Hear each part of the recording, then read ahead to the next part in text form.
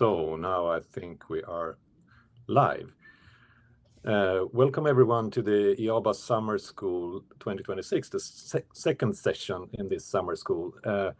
My name is Dag Strömberg. I'm the secretary of the European ABA, and on behalf of the board, I'm very happy to welcome Dr. Martha Pelaez to this session. And please excuse the delay. We had some technical issues.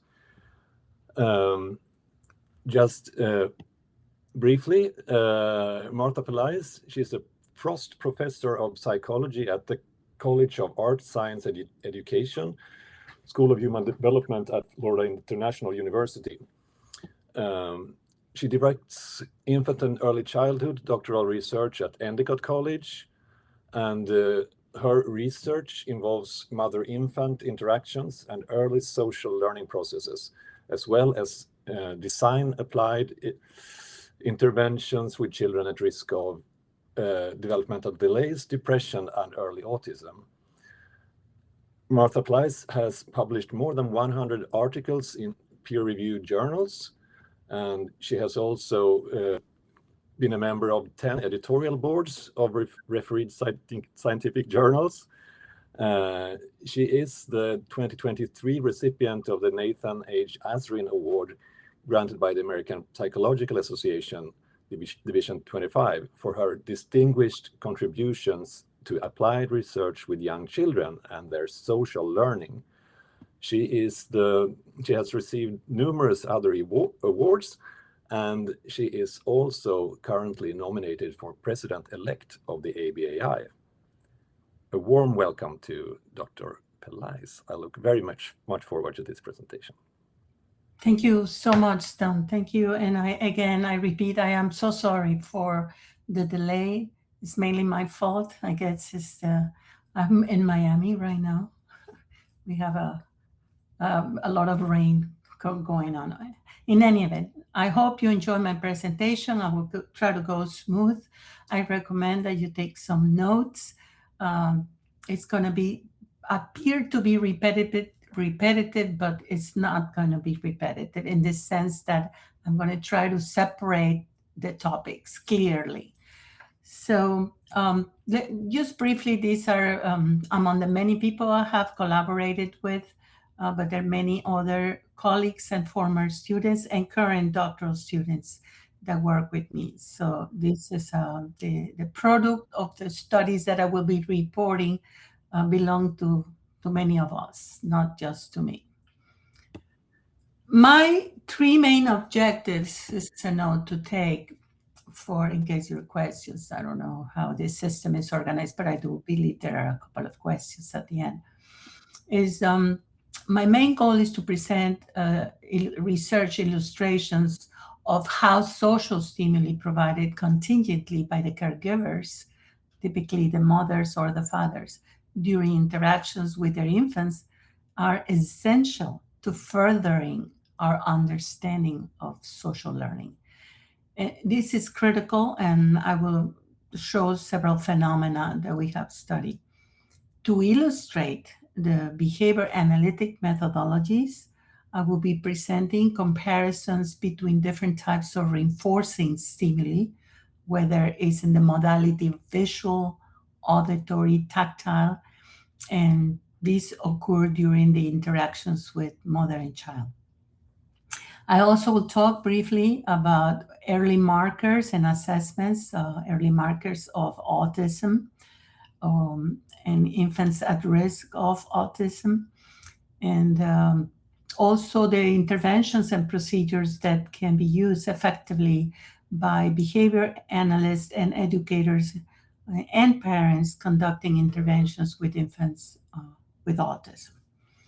So at the end of this webinar, my hope is that you should be able to, one, identify infant learning phenomena that have been investigated. And I will mention some to begin with right now, so you can start getting used to it. Attachment, we've studied attachment processes, even though I'm not going to talk about attachment today. You can write to me and I can provide articles. Attachment between babies and the parents and their mothers mainly.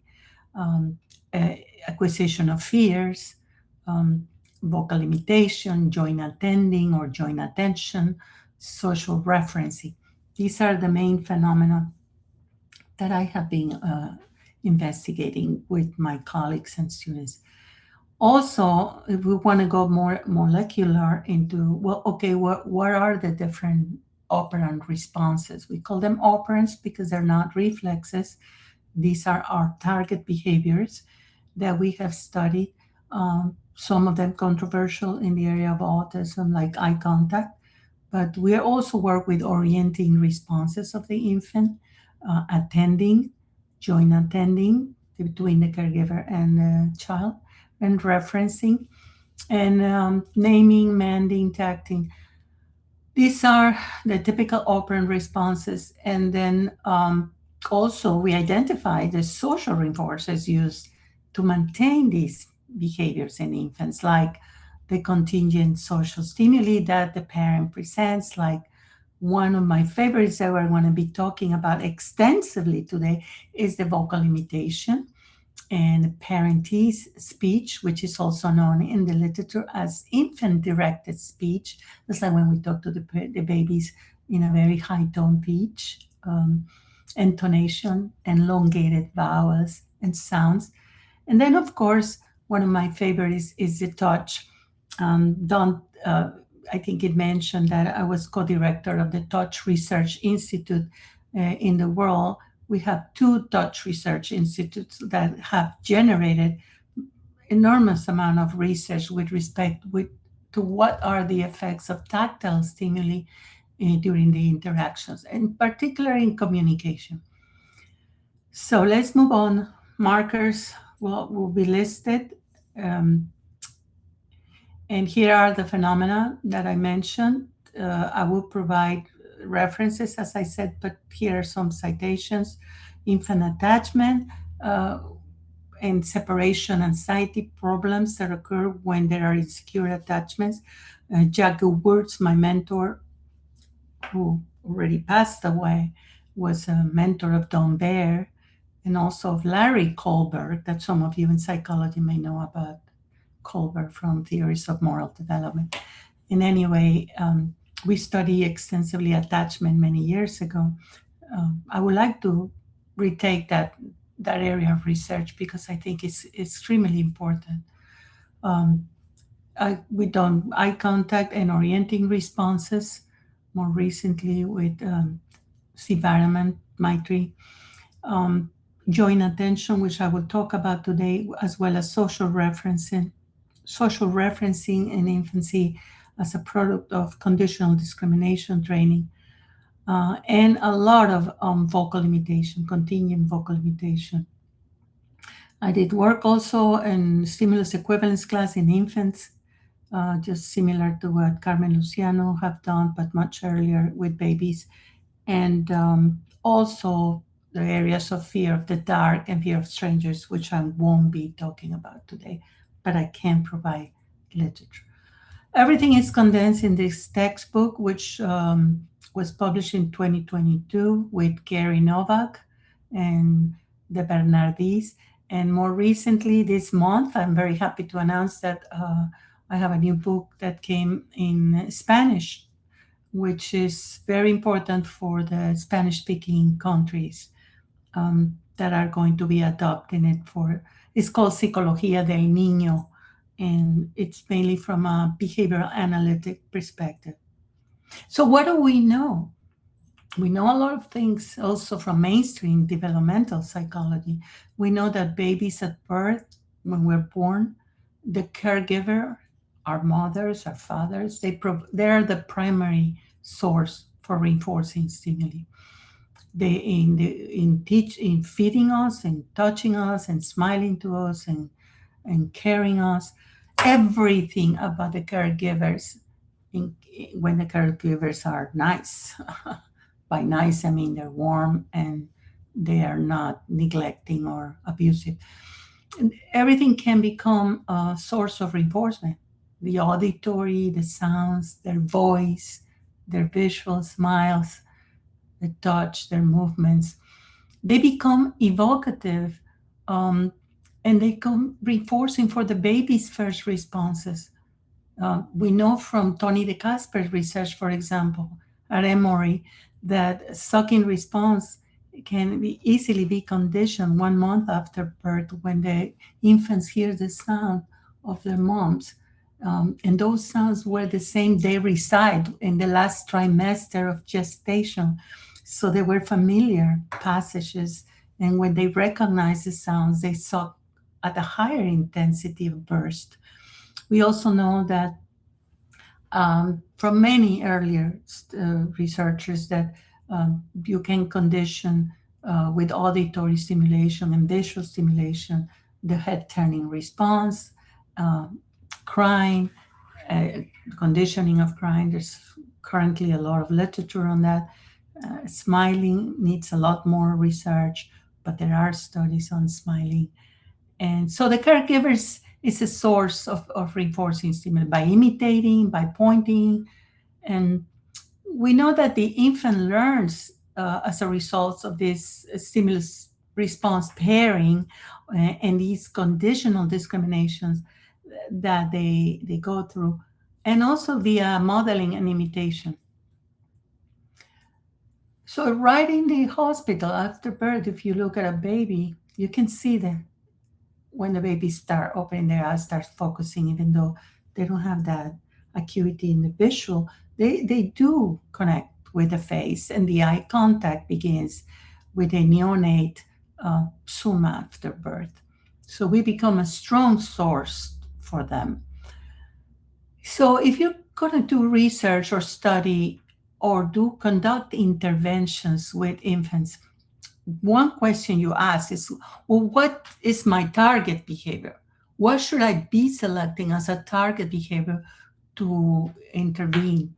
Well, we do assessments, of course, preliminary assessments, psychological assessments, developmental assessment, but also baselines. But in a nutshell, the target behaviors that are typical to study include the ones I listed here. Head turning, remember, you might not remember this literature, but as Lou Lipset did a lot of work on head turning. The high amplitude sucking done by Tony DeCasper. The visual auditory tracking, a lot of perceptual researchers do visual auditory tracking following Gibsonian models. The orienting and attending that we are doing in our own laboratories, gazing away, which is a typical avoidance response of children at risk of autism. Kicking, I've done studies on kicking as an operant target behavior in schedules of reinforcement. Crawling, smiling, crying. How many more things can do a baby can do? Babies do a lot of stuff. Laughing, grasping, touching, pointing, reaching for an object, moving away. They begin echoic responses by imitating and vocalizing. And they grimace when, like in our fearful studies, the acquisition of fears, they were grimacing. We captured those fear responses with an infrared light in a dark room. And so as the language develops, they start tacting as one of the first responses, and manding. The mands, like the first form of mands, would be crying. Then later on, they start naming, referencing, perspective taking, and that's where perhaps relational responding and derived relations can be more explanatory if you accept that model as an explanatory one. So if you want a good reference, I recommend this paper, Operant Conditioning Methodologies to Investigate Infant Learning, with Catmull Lux. It was published in the European Journal of Behavior Analysis, which is a fabulous journal, one of my favorites. It's also a rigorous journal, as well as perspectives on behavior science. We have a paper we published on the early communication by infants, the implications of stimulus relations research. A caregiver provides multiple forms of social stimuli, as I say, and they include vocal sounds, eye contact. Imagine smiling. How many things is this mom doing? Touching. All of these are different modalities that the baby perceives by sensing the touch, by visual perception, and kinesthetic, because also the parents tend to move the babies alone. What about the caregiver stimuli as reinforcers? You know, if you have children or nephews, nieces, you know that as early as 1.5 months, the familiar voices and the sounds that we make to the babies, like in the form of motherly speech, in imitating the baby's sounds, the touch, they all, when they provide it contingently, can reinforce the infant's social behavior. They can reinforce the orienting, the eye contact, and the infant vocalizations. The typical developmental process and emergence of cusp, that we call this cusp. The cusp is, let's say, when the child learns to imitate. That's a new skill that opens up the world for them to learn new repertoires. Because once a baby learns how to imitate, the baby can imitate not only vocalizations and language, but the infant starts imitating movements and other skills. But the problem we see is with infants at risk of autism.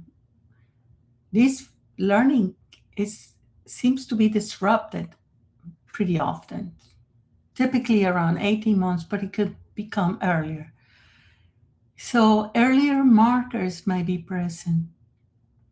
So we need to conduct reinforcement preference assessments in order to design effective interventions. Before we even design our interventions, the preference assessments are important. I'm going to be talking a little bit about them. So our program of research that I'm going to be now moving into is shown. I really need you to separate in your mind, so to speak, the caregiver's responses from the infant responses and the combinations that we can have. So you're going to hear a lot, but at some point you need to tease apart, even though everything is codependent. There's no separation in real life. The response and the stimulus are a codependent unit. There's no such thing as stimulus without a response. There's no such thing as response without a stimulus. They're totally codependent and they're contextual. But for purposes of understanding this research, I need you to understand that sometimes you're going to have a mom smiling and imitating eye contact of infant behavior. And then other of the preparations of the studies that I'm showing, it will be the same stimuli of the mother, but reinforcing another target behavior, like vocal sounds.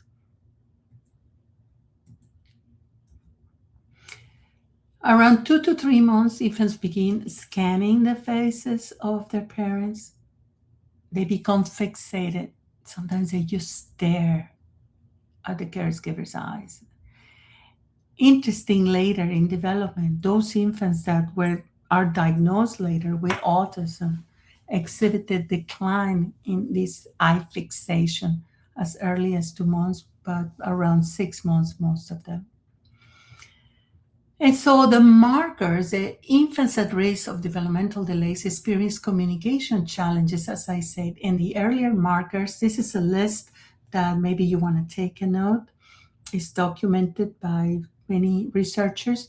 It involved very early on, infants' lack of visual and auditory tracking, which is necessary for joint attention, minimum eye contact or orienting when the caregiver is talking, frequent gaze away, like turning their neck. I'm going to show you a photograph in a moment. Not so many smiles, a lot of fussiness, limited vocalizations, and This leads to lack of joint attending skills later on and lack of social referencing. So you can imagine how desperate sometimes parents can become when they find that their kids, their pediatricians is telling, oh, it's a matter of time, they're just going through a stage, eventually they will pick up. Well, many times that happens, but many times it doesn't. And in the kids need the appropriate environmental interactions to strengthen and to build and to maintain and to increase some of these behaviors that are so important for communication, to develop language. Here you have a child with autism often gazing away. Extremely, if I had time, I would put all the videos about how we were able to make this child communicate basic words with the mom. But when we start our baselines, all we got was this turning away, complete avoidance of mother's face. Some studies show that and even our own interventions that I've done earlier with Tiffany Field and others, show that the problematic caregiver's behavior can be reduced with intervention. And what do I mean by problematic caregivers' behavior is a list. Amongst them, you have emotionally inexpressive. I see mothers interacting with babies and they are either on their phone. Nowadays, everyone's on their phone, but it's kind of sad to see a mother that has a baby and spends more time looking at the phone than looking at the baby's face. But in the early days when we didn't have the phones, they still were be looking around and not engaging emotionally or expressive with their babies.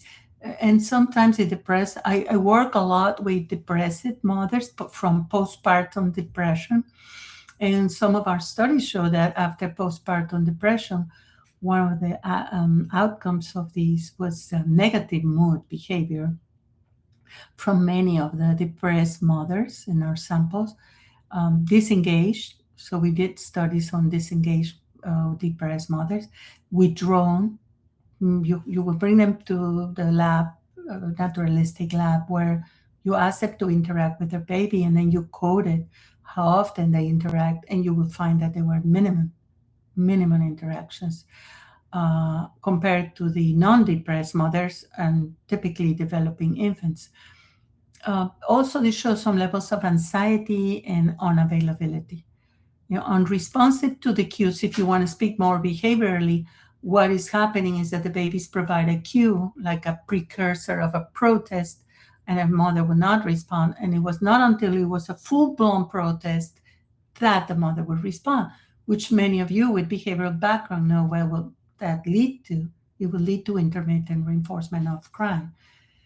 So another problematic behavior is intrusive responses, like giving too much overwhelming stimulation when the kid is not really accepting it or wanting it or in the mood for all that touch or all that talk. So the pace of the stimulation is critical. Waiting for pauses, turn taking, smiling, cooing in the games are critical. The non-contingent responding in behavioral terms then is one of the aspects, and misplacing contingencies. Misplacing contingencies will be an example. I learned this word from Sidney Bijou, who told me, oh, that's a misplaced contingency. A misplaced contingency would be like, okay, now the kid cries and the mother responds. But when the kid was smiling and looking for stimulation, mom was not responding. So these are things we need to work on as part of our environment. And it's not about blame. It's not about, oh, you're blaming parents for the kids' markers of autism. No, we're not blaming parents. Unfortunately, this is sad. This is what's happening. A lot of it's genetic. But we do help parents to identify when is it convenient to respond and how. We don't have time to get on this. These are commonly used childhood assessments. I could provide you a list of all the batteries and scales that we do pre-intervention for all age ranges, starting very early on with infant and toddlers and moving on. Many of you I'm sure, are very familiar with some of these, like the Battelle Developmental Inventory and receptive and expressive vocabulary assessments. All right. So moving on. So in our lab, we started with providing synchronized stimulation. And what does that mean? It means that the experimenter will smile and simultaneously make eye contact while the child was making eye contact. So it maintained that stimulation during the time that the kid was making eye contact. When the kid was not longer making eye contact and move away, the experimenter also stopped providing stimulation. This is, some people call it automatic reinforcement. We call it synchronized because it's kind of not like the conjugate reinforcement that Caroline Rovi Collier used in the mobile with the kicking response. But this involves the social stimulation of a caregiver in interactions. We started with those kinds of preparations, and so we developed what we call nowadays, and is what is becoming more widely used. Some of my doctoral students, like Lori Mastro-Giacomo, just presented her dissertation. It's becoming very popular, where she repeated some of the early studies on synchronized reinforcement procedure, in which the caregiver provided a contingent synchronized touch, but she added the touch aspect that we did 30 years ago, 25 years ago, but now in a more sophisticated preparations, improving what was done earlier. That's the whole idea of research, improve. And to me, research is about improving studies, expanding questions, but also finding applications to extrapolate and transfer to the world of practice. But we cannot do practice without having the foundation research that guides us on how and what to do. So this procedure allows you to compare different types of stimuli as reinforcers. The procedure, for example, you can smile and touch and coo, how cute, and touch the baby, or just use touch and cooing but not smiling, or just smiling and cooing but not touch. So you can compare different packages of contingent stimulation that is synchronized with the infant behavior, and therefore code what are the preferences of the child. I know you know that infants are unique. They're individuals who have unique preferences. So I know that with even my own grandchildren, some prefer to be touched, some don't like to be touched, they push away. That doesn't mean that the child is autistic, as we said. It just means they don't like textures, they don't like certain types of stimuli. So then how do we go about working with infants who prefer certain types of sounds and voices? And that's why we bring on I'm going to go into that research now of motherly speech and contingent vocal imitation. But we found that touch is extremely powerful. Contingent touch in the form of rubbing the baby's arms while making eye contact, as you can see here on the right side, it's very, very preferred. They like it. And I can show you here quickly a video where experimenter looks at the baby's eyes, and the baby's is looking at the adult's eyes, the caregiver's eyes, and the experimenter, the caregiver in this case, I call it experimenter's caregiver, is cooing while the child is looking. And we measure the eye contact response, and obviously this is at the core of the preparation, the experimental preparation. So here's a synchronized touch consisting of touch and providing auditory stimulation in the form of motherly speech and smiling. Oh, I don't know why I cannot. From the armpits to the finger, and the fingers to the armpits, so your whole body's connected.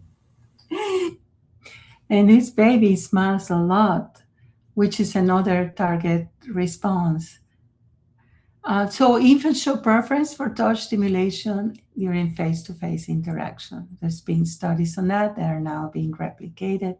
What you see, for example, if you look at the dark circles, you will see that overall, even though there's variability overall, when you do a statistical analysis with means or medians, in this case, you will see the dark circles above the triangles. The dark circles are the condition that included the touch, and the open circles, just like in the video you saw, include talking to the baby, smiling, moving, but not touching. And so what this shows is that the reinforcement preference for touch is higher because the percentage of eye contact that the child makes is higher than when touch is not included. And of course, in an extinction phase, everything declines. Maybe it's like, what's going on? Why they're not touching me? Why they're not talking to me? And they might have some resistance, but eventually they stop smiling and vocalizing. Here are 4 more babies showing similar results. You can see they're very young babies, 2.5 months, 3 months, males, females. As early as, I think the youngest I've done is 1.5, and they already maintain their eye contact with this procedure. I also, with my colleagues, we have compared the tickling versus that is more intrusive touch, which some people like to do with the babies, and versus rhythmic touch. The rhythmic touch shows a preference, as you can see here. With 12 infants show preference with the rhythmic touch more than the poking, tickling, intrusive touch. In a recent study, Lori Mastro-Giacomo and others, we have done comparisons of continuous synchronous voice and touch versus synchronous voice, no touch, and synchronous touch and no voice. So it's the different comparisons that I've been telling you. Here's Lori presenting continuous synchronous with voice and touch to maintain the duration of infant eye contact. It does make you happy. Yes, I know. That baby stares, doesn't move away. I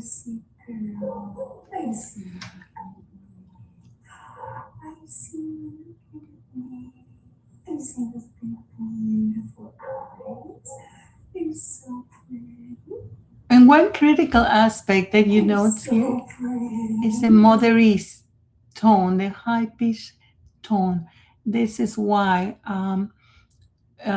we needed to compare just pure imitation. But in this particular study, what I'm showing you here is the 3 results quickly of 3 participants that were done in the last study with Mastro-Giacomo et al., with me and Mary Jane Weiss. What we did here is a baseline on the left hand, and then comparing these 3 conditions that I mentioned. And you could see the squares, the dark squares, are showing the higher duration of orienting response of the baby when the synchronized voice and touch was used. When the other 2 were used, you still show an increase from baseline, but the highest one is when we use voice and touch. And this effect is shown for replication after replication with most babies, where you see the highest response in the condition. Sometimes babies prefer otherwise, and we need to be very respectful of that. They might not like to be touched, so they prefer equally the touch versus non-touch. But certainly, voice is a powerful, and like in this case, you can see the voice in the form of mother was higher than the other two. Then we did reversal, of course, then maintenance phase, and then after 1 month, a follow-up testing to see if they were still responding to the contingent synchronized voice and touch provided by the caregiver. This is at 4 months. Now, when you move to interventions now that are more applied to children at risk or with already diagnosed with autism and Down syndrome, we just finished a study with Elise O'Connell, in which we have 3 babies with Down syndrome, which responded beautifully to voice and touch using this synchronized reinforcement procedure. And of course, a study by Naimi and et al. We have this chapter where we talk about these infant markers in autism, but also we done a study with 3 babies. If I don't think I will have time today to present this study by Naimi and with children with autism. So here I come to the part, the 2 more parts that I want to talk about. Contingent vocal imitation as a reinforcing stimuli. This has been heavily documented. Seminal studies, 2011, that I did, but then currently they're being replicated by many students and former students and now professors. And we're getting the same effect. Contingent imitation, vocal imitation, it's the one that produces the most highest effect. Now, we needed to compare that to motherese, contingent motherese, because contingent imitation is the mother imitating only what the baby does. But what about when motherese? The video that I'm going to show you right now is just pure CVI, contingent vocal imitation, of a 2-month-old. And one thing I want you to note is that this baby, in my view, seems to be correcting the parent for what is too much interpretation on my part, but I think the baby is perceiving a mistake from the parent. So let's see if you see that same and baby correcting. It's like, I'm not saying that, I'm saying this.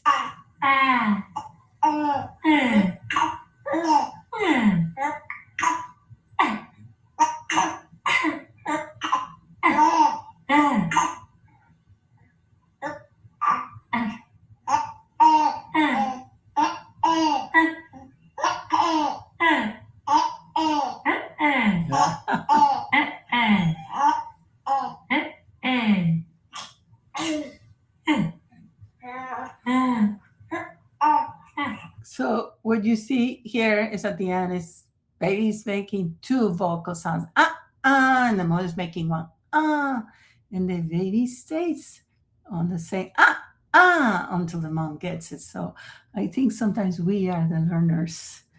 That's typically what happens. We think they are the learners, but we learn. So in the experiment 2 of Master Giacomo, then we did the same thing. This is new data, just occurred last month. So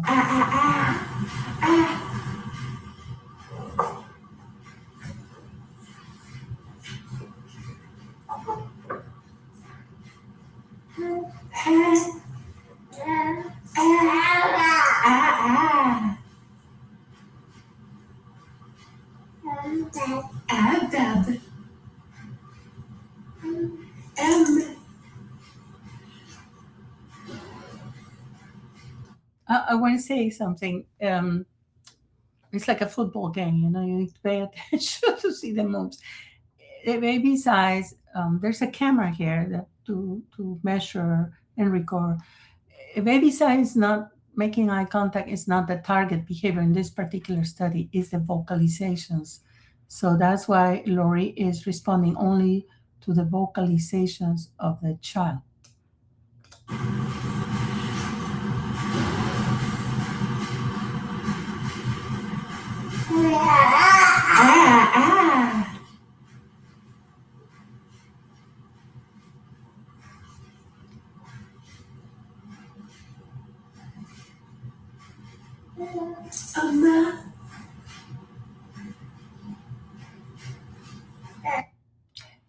And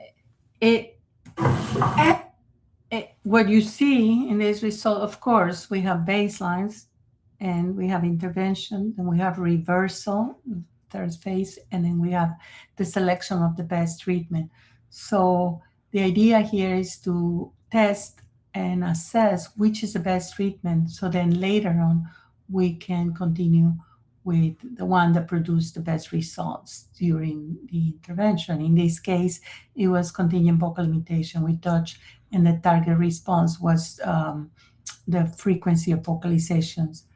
And this happened again with the second child. Now, in the previous slides, we saw eye contact, but now the dependent variable is frequency of vocalizations. And again, this third child, 5 months, shows similarly the frequency of vocalizations increasing more when you have CVI, contingent vocal imitation, and touch simultaneously being delivered. Now, when you compare the effects of mothers with contingent vocal imitation, elongated voice, melodic rather than monotone, what we get, I'm not going to put this video. This is how we record.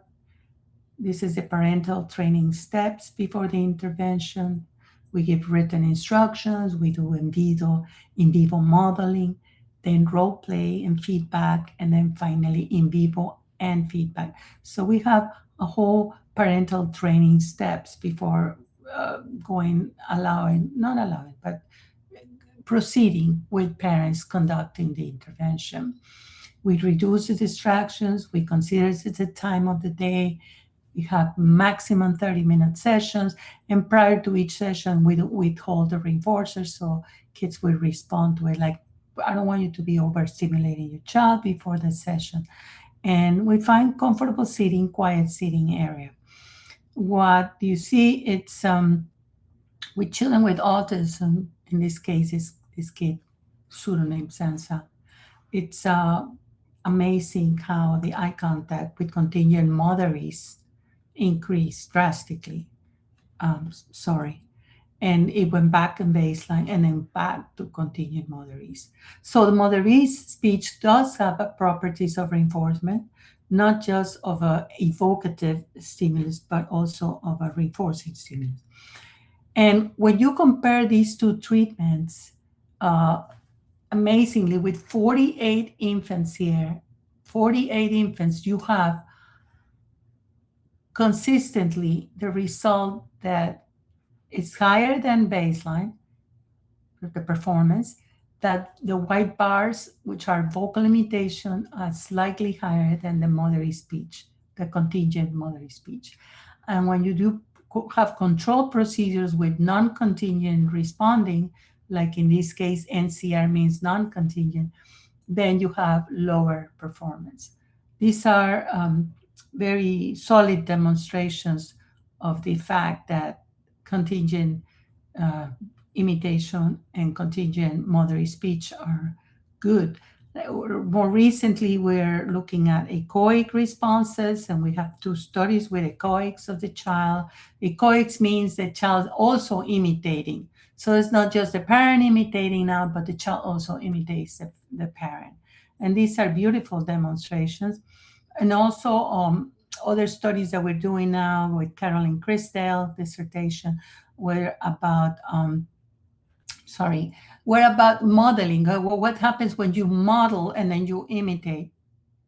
It's a way of proceeding for a shaping of the sounds, vowels, consonants, and early development of words in a systematic way that leads you to. There are some demonstrations that have been recently presented at ABAI by Tian-Yu Sun and others. Here is one of the earliest ones that shows infant echoics. By the way, echoics is vocal imitation by a child. And I find this very cool because now it's not just the parent imitating, but the parent imitate. How does that affect the child's, the adult vocal imitation? how does it affect the child's vocal imitation? And you can see the effects right there. In the white open circles is whenever it's contingency, it's at the engine of everything we do. So that's why we have control conditions with non-contingent that typically are yoke, and these are alternating treatments designs for the most part. And finally, they told me that I could use 5 minutes more. I want to talk to you about joint attention, because this is the research that we've been doing, joint attention and social referencing. And this is at the core of what I think is going to be, it has been developing a little not controversy. We collaborate with RFT. Well, they try to explain joint attending in terms of RFT. I still attach myself to conditional discrimination procedures with open learning principles and discriminative stimuli. But let's talk, what is joint attention? That's what you want to know. For those of you who don't know, it's the ability of a child to use eye contact and gestures to both initiate and to respond to bits of shared experiences. In other words, it's a foundational skill that is establishing early pre-verbal and communication skills. So there is an object, the child looks at the adult looks at the object, the child looks at the eyes of the adult, then shifts the gaze towards the object, then shifts the gaze again towards the adult, and ensures that they're both looking at the same object, or they're both referencing the same object. And that is what we call joint attention. So understanding the development of joint attending or joint attention could potentially provide an insight toward effective treatment and prevention, because many children with autism have a lot of difficulty attending jointly to the cues and responding to the same stimulus object. Now, from a behavioral perspective, we need to know the function of joint attention. And others that I cite here have already looked at this. We're looking at, is its function to show a toy, that the kid is motivated to show a toy, and that's the function of joint attending. Is it to get the parent engaged and to play with them? Or is it to point to an object? Is part of what we call initiated joint attending. The kid initiates the sequence of change of responses. So you can break down the sequence and talk about a motivation operation, establishing operation, and a discriminative stimulus, where then these are models to explain joint attention. When the child shifts the gaze between the object and the eyes of the adult, then there is a social contingency occurring, which maintains the chain of events. I could send you all these conditions that we are actually putting it in a package. We have papers under review right now, and so I'm impressed, that talk about these joint attention beats, in particular responding to joint attention, not so much initiated joint attention, because that's very hard with kids with autism. So we start with responding to bits of joint attention, and then once the kid masters the responding to joint attention, then we move to initiated joint attention. And the last, okay, let me put this video. This is a child. La vaca que sale de un paseíto, Spanish. Con su amigo. Está ahí con su papá.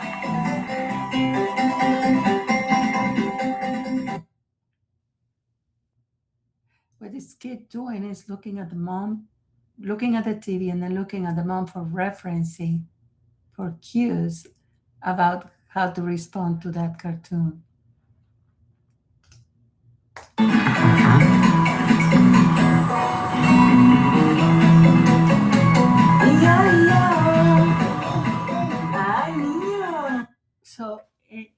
referencing is a more advanced phenomenon in the chain of responding. I'm going to skip that. Just show you the paradigm of social reference is where we condition the signals, and when the child turns to look at the mother, what is the mother saying? What does that mean when you do this? What does that mean when you do that? Well, if it's an arbitrary stimulus, it means nothing. But if that stimulus, like in sign language, is conditioned, then it may mean something. It may mean touch that object that is coming through the puppet theater. Touch it, grab it, play with it. It's okay. It won't bite. Or it could say, no, don't touch it. So we condition in one of our studies arbitrary signals to see if the kid can learn the meaning of these signals in the context of referencing. So referencing requires joint attention, from my perspective, in order to the child determine what to do in context of ambiguity. The ambiguity in this case is because the stimulus, the toy is covered with a blanket. So the kid doesn't know whether it should touch or not touch that, or take away the blanket, the cover. So the mom will signal. And it is through contingencies of reinforcement and punishment that we teach this our children to respond or not to respond to the environment. And I'll just make you think of something. Imagine that your child or the child you know is teaching at the stove, and the stove is hot. Okay, well, the first time it might learn by experience, right? Touch the stove hot? No, I don't touch it again. But later on, the kid gets closer and the parent may say no, and the kid may look at the parent and listen to the cue. No, don't touch, hot.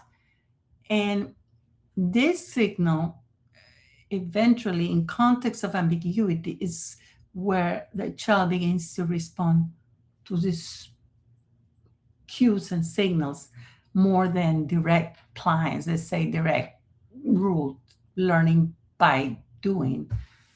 Direct tracking, I meant. So you learn through these conditional discrimination experiences. And here's the model: an ambiguous situation, the infant jointly attends an object, the mother presents the cues, is the SD.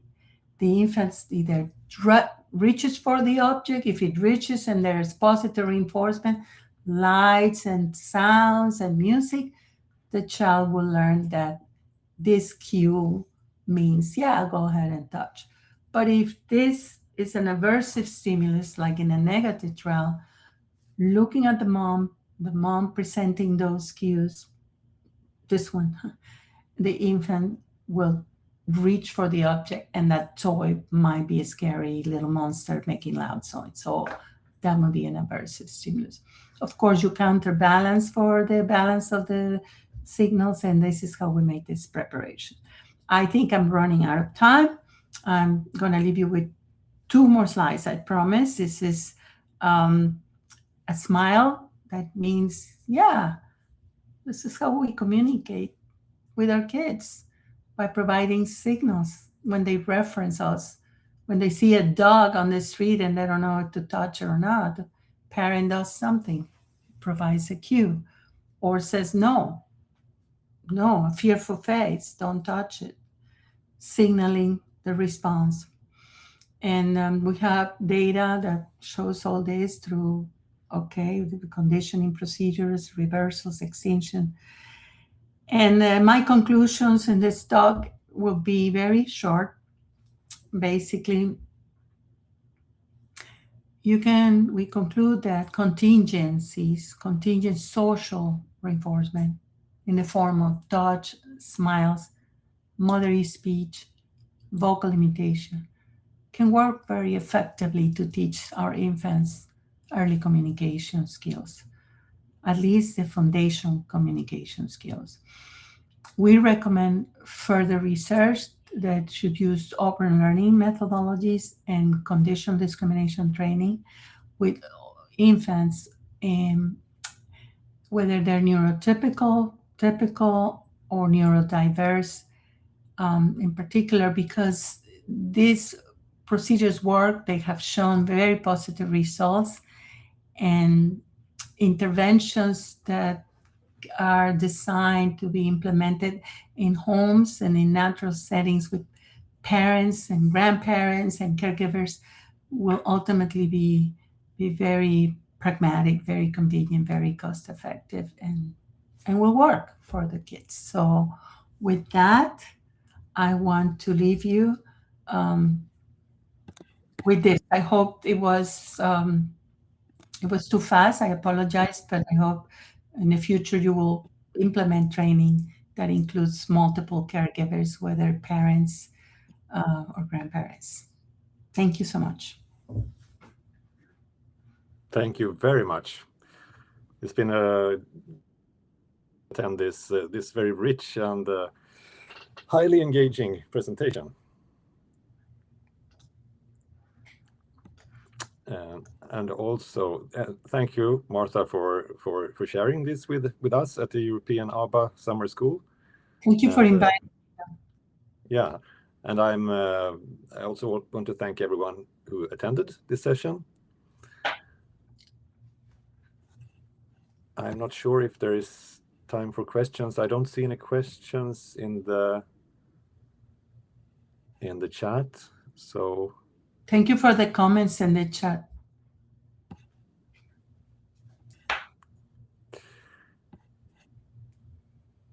In the questions tab, where is the questions tab?